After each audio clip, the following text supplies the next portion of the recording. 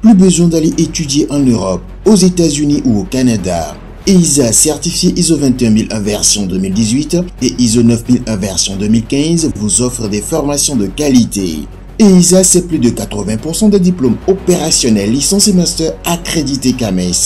Nous pouvons avoir les mêmes formations que nous avons en Europe, nous pouvons bénéficier des mêmes formations et dans les mêmes conditions, avec bien sûr un surcoût, quelque chose de moins cher et adapté à notre environnement. Cours en ligne disponible à l'ISA. Possibilité de payer la scolarité avec des produits agricoles. 50% de réduction des frais d'inscription. Site web www.esatogo.com. EISA, le label des diplômes de qualité.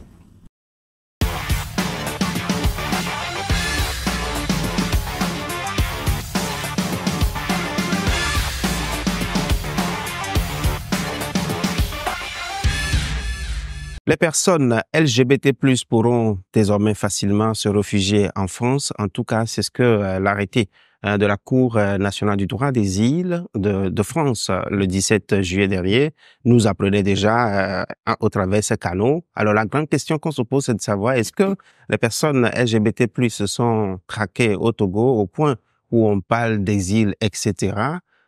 Quelles sont les portées à la fois géopolitiques ou bien d'implications même pour cette affaire-là, à la fois pour le Togo comme pour la France? Nous allons l'analyser ce soir avec notre invité de la soirée.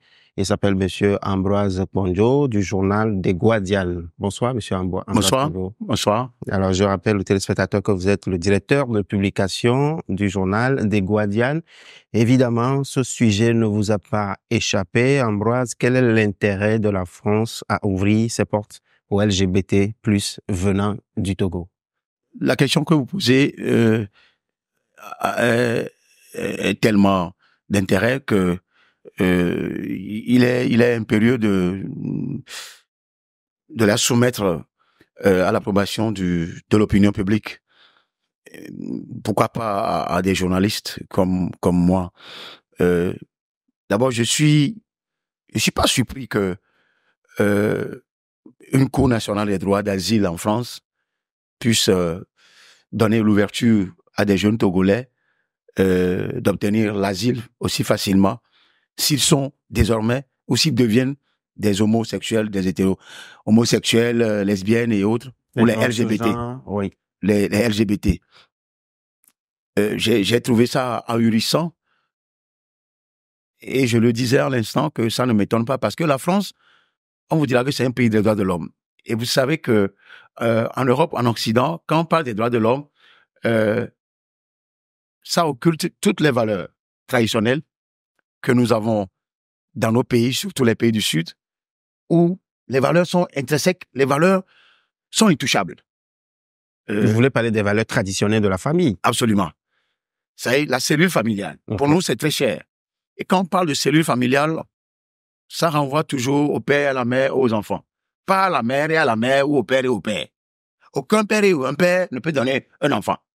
Et donc, depuis les temps immémoriaux, moi, je n'ai jamais appris ça. Je n'ai jamais entendu ça et aucun de mes aïeux n'a inculqué ça à mes parents. Jusqu'à ce que mes parents me l'inculquent. C'est une abomination, c'est une aberration de la nature. Donc, c'est une malédiction. Et on va en venir. Quand vous allez en France, j'ai appris que toutes ces sommités-là, c'est des gens qui ne sont pas anodins. Vous parlez de qui? Des politiques? Je parle de français? Macron, oui. de son premier ministre, Gabriel Attal, de son ministre des Affaires étrangères, de tous ces côtés, ce contingent-là. Et on vous dira que tout ça là, ils sont dans un monde aussi bizarre que ceux dont vous citez actuellement. Oui, mais au point que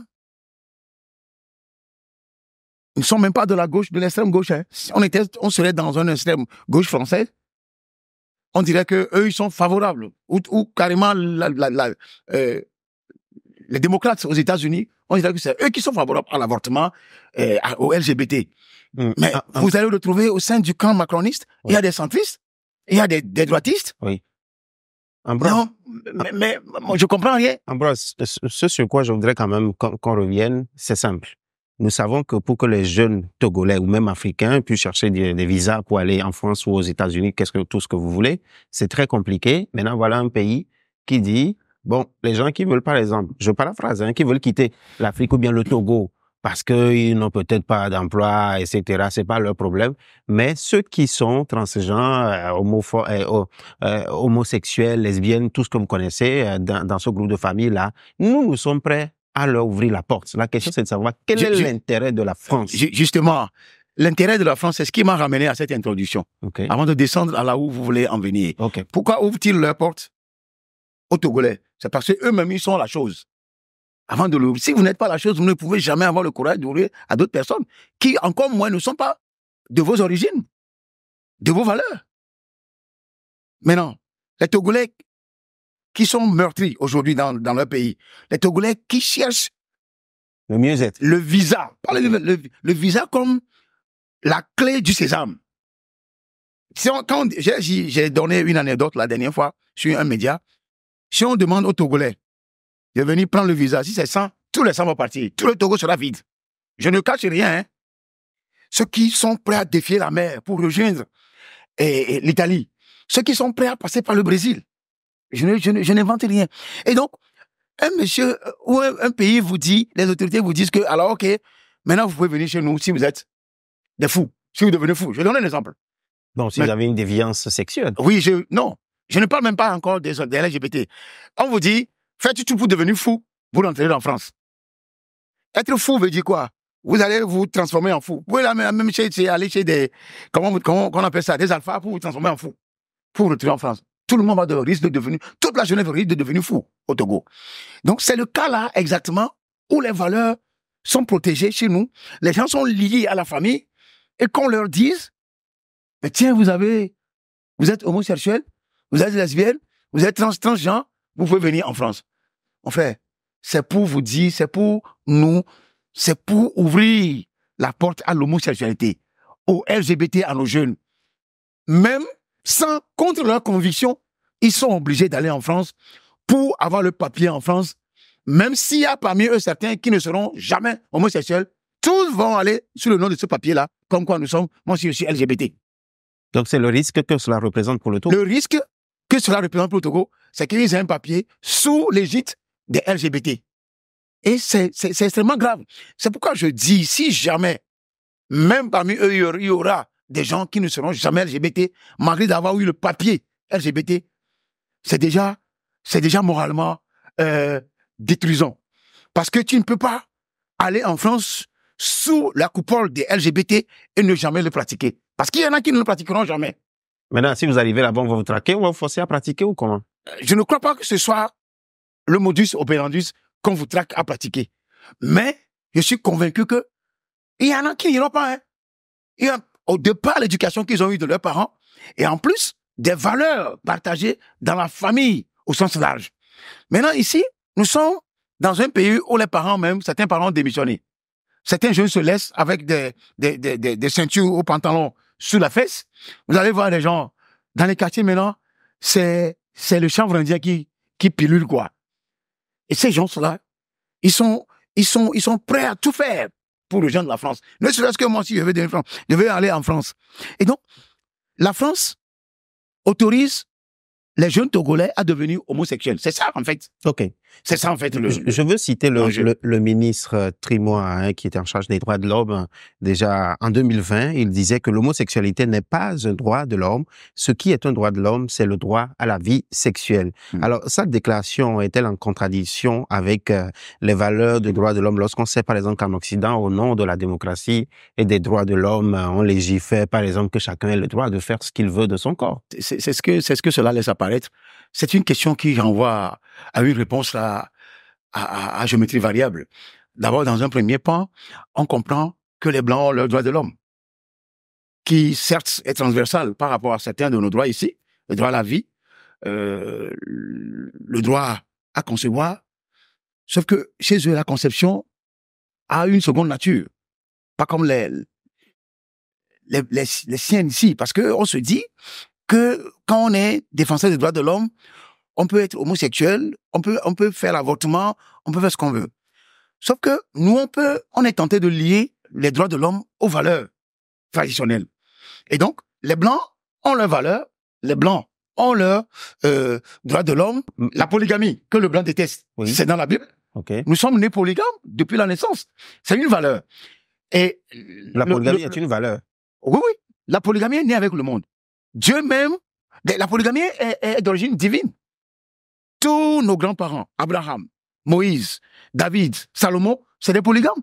Et donc, mais non. Donc chez nous, la polygamie est une valeur, ce qui est une aberration chez les Occidentaux. Voilà. Et la polygamie, la monogamie a commencé quand? C'est à partir de l'empereur Constantin, celui qui a ramené le christianisme à Rome, de l'extrême, du Proche-Orient à Rome. Ce qui fait que ici même, dans le code des personnes de la famille, chez nous, quand la théorie de validation a opté pour un nouvel code de personnes de la famille en 2014, qui a été révisé en 2022, je crois, quelque chose comme ça.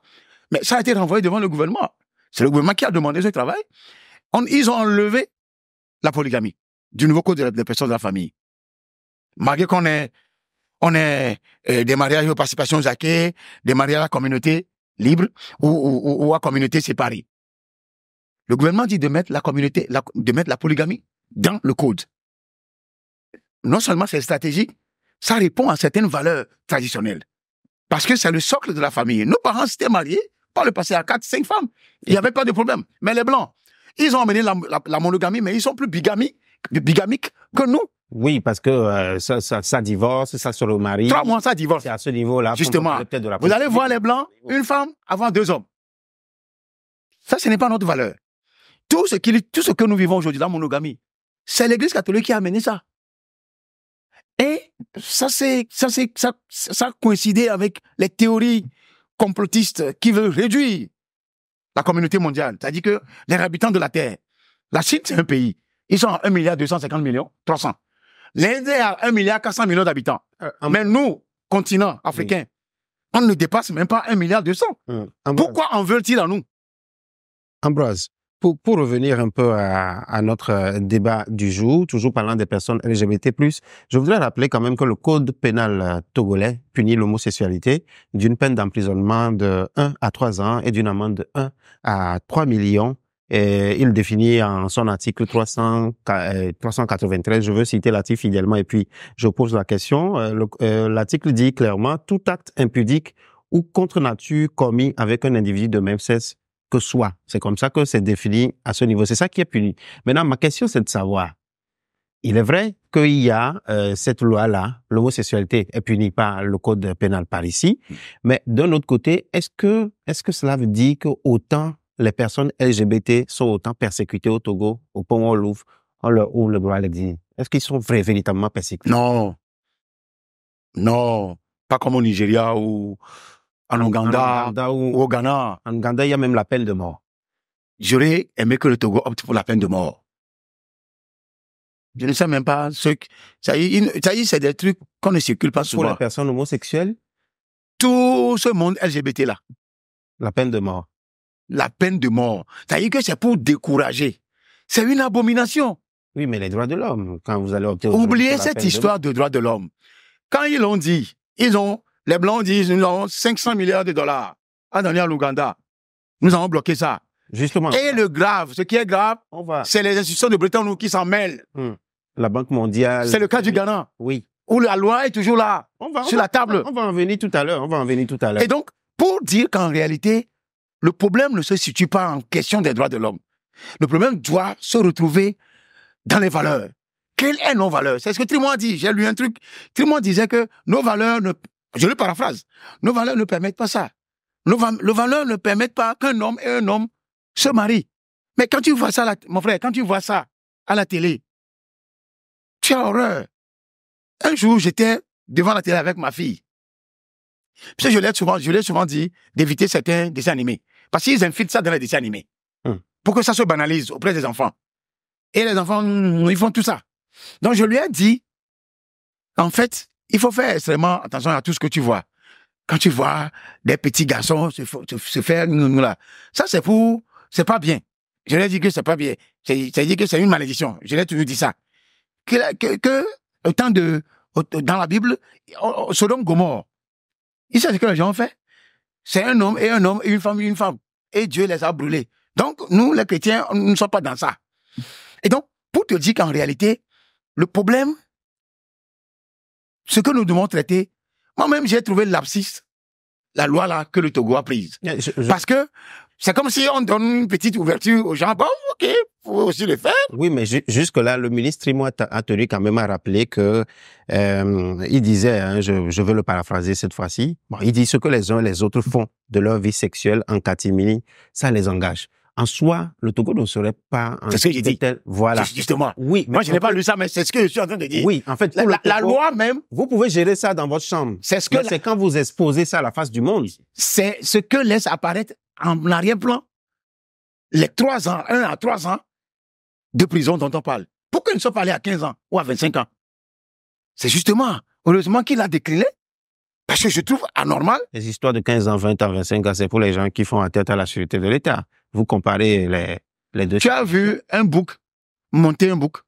Tu as une fois vu ça? Tu as vu, comment on appelle ça? Un coq monter un coq? Ça prouve que les gens ont dépassé la bestialité. Nous sommes au-delà de la bestialité. Et c'est intolérable. C'est des peines de prison à vie ou à mort.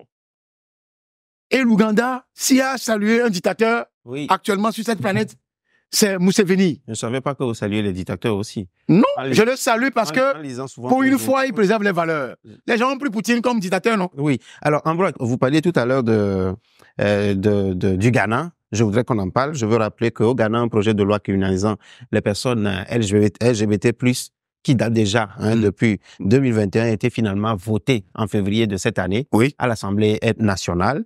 Et justement, lorsque ça a été voté, que le moment est venu pour qu'on promulgue cette loi, le ministre des Finances a tenu quand même à faire un signe au président Nana Akufo-Addo, lui rappelant que si jamais il promulguait cette loi, il y a 4,5 milliards de dollars que la Banque mondiale, le FMI, etc., ne pourront plus lui donner. Alors, que se passerait-il si jamais cette pression est exercée sur le Togo? Je prends l'exemple du Ghana. C'est triste. C'est triste pour nos pays. D'abord, je salue l'initiative des députés. Quand vous parlez du Togo, par exemple, dans ces sillages-là, cela suppose que le MCC dont on parle, mais est-ce que le Togo a encore une fois organisé des élections sur les fonds d'autrui? Est-ce que vous comprenez? Ça veut dire que la mobilisation des ressources est interne désormais. C'est vrai que ces derniers temps, vous allez entendre Banque mondiale 600 milliards de francs, tant. Ça, c'est les appels de fonds qui seront payés même dans 50 ans. Maintenant, quand on demande au Togo d'aller chercher de l'argent chez l'Union européenne pour organiser les élections, ils vont vous dire que nous préférons organiser sur les fonds propres. Et je ne crois pas que cette histoire-là, cette question-là, puisse envahir le Togo au point de céder. Sauf que je sais que les nôtres ici, ils sont très friands pour l'argent. Très friands, ils sont très contents quand ils voient l'argent. C'est-à-dire qu'ils craquent quand même quand ils voient l'argent. Mais je ne crois pas que aller jusqu'à ce point, céder ses valeurs au profit de l'argent qu'on va dépenser juste 3 ans ou 2 ou 3 ans, je ne crois pas que le Togo puisse y aller. Et c'est les peuples qui défendent les valeurs, pas les dirigeants. Les dirigeants sont souvent manipulés, corrompus, par les Occidentaux, par les institutions internationales, notamment ces institutions de Bretton Woods, la Banque mondiale et le FMI. Mais ici, nous parlons des valeurs qui sont intrinsèquement liées aux valeurs, au peuple. Parce que quand on parle des valeurs, c'est le peuple, c'est la famille. On ne peut pas se permettre, en tant que gouvernant, qui a reçu mandat électif, de brader les valeurs qui sont liées à nos traditions et à nos coutumes à cause de l'argent, à cause de nos intérêts égoïstes, à cause de la corruption. Non. Moi, je suis contre ça. C'est pourquoi je salue les députés ghanéens tout en appelant au président du Ghana. Lui, il est venu détruire le Ghana. Il est venu mettre le Ghana à terre. Le Syrize connaît une inflation pas possible. Oui, mais en ce qui concerne la loi sur l'homosexualité qui n'a pas promulgué, il y a certains analystes qui estiment que il a peut-être laissé ça dans les tiroirs parce que son mandat finit cette année. Il se dit peut-être je vais m'en laver. C'est un boulet rouge qui veut laisser à celui qui arrive. Parce qu'il a détruit l'économie du Ghana. Et donc, il devait en principe assumer. S'il refuse d'assumer, il n'a qu'à éviter de promulguer la loi. Et le peuple ghanéen, c'est que au moins il s'en sort gagnant, il s'en sort la tête haute. Voilà. Vous étiez en train de parler tout à l'heure de l'Ouganda. Je voudrais qu'on revienne là-dessus, toujours avec l'histoire du Togo. Je rappelle aux téléspectateurs que depuis 2016, la Banque mondiale avait publié sur son site internet, qui est d'ailleurs toujours là aujourd'hui, et a organisé même une série de textes et puis d'événements sur cette thématique liée aux personnes LGBT+, et la lutte contre la pauvreté dans les pays où l'homosexualité est proscrite, que l'on puisse dire. Le moins que l'on puisse dire, c'est que je vais vous citer fidèlement ce que la Banque mondiale dit sur son site. Elle dit, pour combattre la pauvreté, on a besoin de combattre l'homophobie et la transphobie. Et en 2023, à cause de cette loi criminalisant les personnes LGBT+, la Banque mondiale a décidé justement de ne plus accorder de soutien financier à l'Ouganda. Alors, comment est-ce que le Togo a pu réussir à échapper à tout ça depuis ce moment-là, lorsque nous savons très bien que nous avons une économie qui dépend un peu plus de tous les fonds qui viennent de l'extérieur? D'abord, il n'y a aucun rapport entre condamner l'homophobie et obtenir des fonds d'institutions de Bretton Woods. Parce que ces institutions étaient là depuis les années 80. On sait les ajustements structurels qu'ils ont imposés à nos États, qui ont mis en déliquescence toutes nos structures éducatives et sanitaires. Maintenant, quand ils ressortent maintenant à visage découvert pour corriger le tir, je ne crois pas que ce soit par une condamnation de l'homophobie qui puisse arriver à faire rentrer dans les rangs les États qui veulent respecter les valeurs traditionnelles. Ça, c'est un de deux. La question de soumettre les peuples au financement, à condition qu'ils optent pour l'homosexualité, comme certaines ambassades occidentales le font aujourd'hui, je crois que il n'y a aucun rapport entre les deux. Et ces gens-là font fausse route. Parce que ces institutions sont tellement impopulaires dans nos pays que si ce n'est à cause des dirigeants corrompus, ils se seraient déjà chassés de nos pays. Parce que quand vous parlez du Ghana, par exemple, dans son premier mandat, il avait rompu sa relation avec le FMI et la Banque mondiale. C'est pas tu te souviens de ça? Oui, ils avaient rompu le partenariat. Maintenant, c'est sa propre mauvaise gestion de l'économie ghanéenne, avec une inflation vraiment galopante et ensuite une croissance en baisse qui l'a obligé à se retourner. Et ça aussi, les institutions de Bretton Woods en ont pour quelque chose, pour pouvoir le faire ramener. Vous savez, nos États et nos gouvernants ne maîtrisent pas les volets macro et micro de nos économies.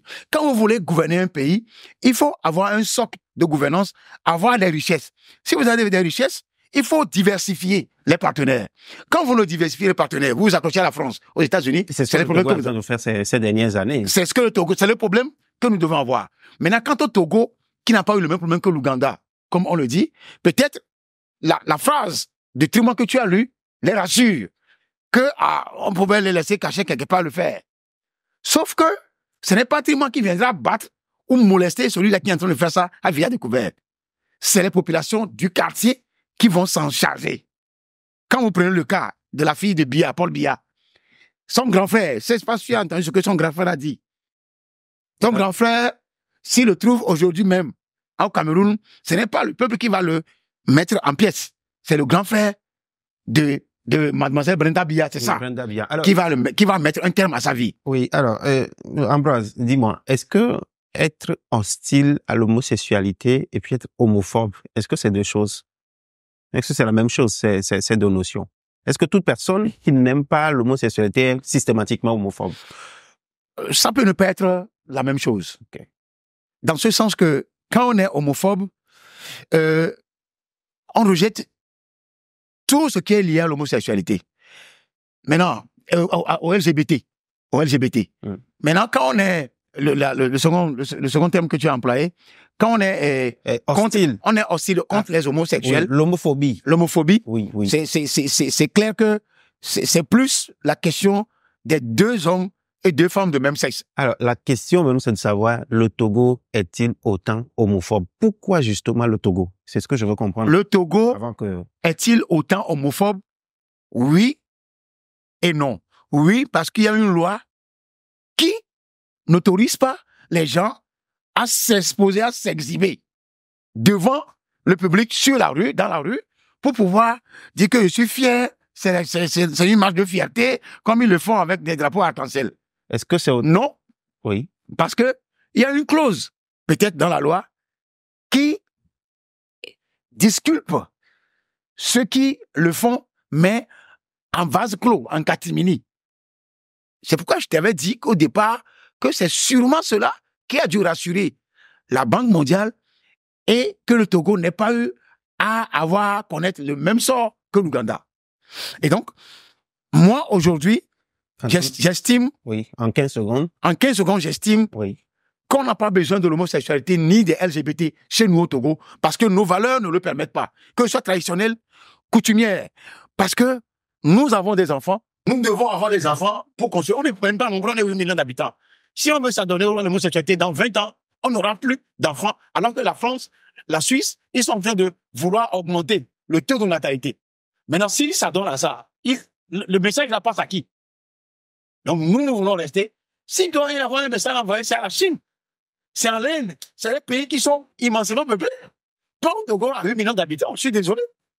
Et donc, ils veulent nous contingenter, ils veulent nous embrigader, nous, Afrique de l'Ouest. C'est comme ce qu'on leur a fait ici en Afrique de l'Ouest.